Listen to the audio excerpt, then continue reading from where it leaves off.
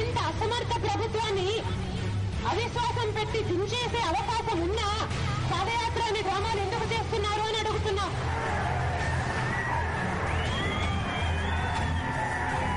లక్ష ఎకరాలు బీడుగా మార్చి crop holiday declare చేసినప్పుడు చంద్రబాబు నాయుడు గారికి తట్టలేదు అవిశ్వాస తీర్మానం ప్రవేశపెట్టాలని.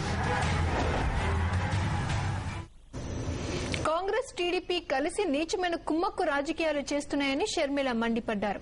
మూడో పార్టీ రాకూడదని, జగనన్న పైకి రాకూడదని నీచమైన కుట్రలు పన్నుతున్నారన్నారు. విచారణ అనే పేరుతో జగనన్నను జైల్లో పెట్టారని చెప్పారు. పెద్ద పెద్ద వాళ్లు ఢిల్లీలో మాట్లాడుకుని ఈ కుట్రలకు పాల్పడుతున్నారని తెలిపారు. జగనన్న బయట ఉండి ప్రజల మనసును గెలుచుకుంటే కాంగ్రెస్ టీడీపీలకు పుట్టగతులుండవని జైలుకు పంపారని చెప్పారు.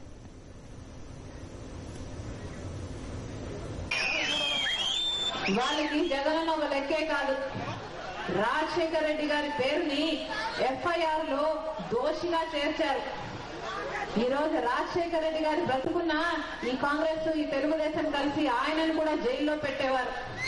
ఇక జగనన్న ఎంత చిన్నవాడు, వాళ్ళ వయసులలో సొగం ఉంటుంది.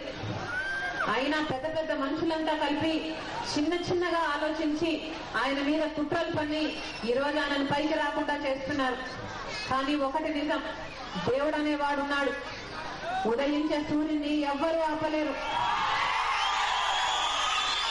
జగనన్నను కూడా ఎవ్వరూ ఆపలేరు. దేవుడు ఉన్నాడు అన్నది ఎంత నిజమో, మంచి వాళ్ళ పక్షాన ఆయన నిలబడతాడు అన్నది కూడా అంతే నిజం. ఒక రోజు వస్తుంది, దేవుడే జగనన్నను బయటికి తీసుకొస్తాడు.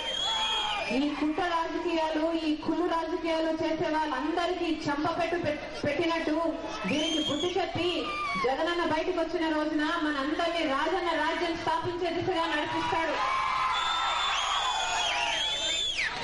సమయం వచ్చినప్పుడు తెలుగుదేశంకు టీడీపీకి మీరందరూ బుద్ధి చెప్పి జగనన్నను ఆశీర్వదించిన రోజున రాజన్న రాజ్యం మళ్లీ వస్తుంది.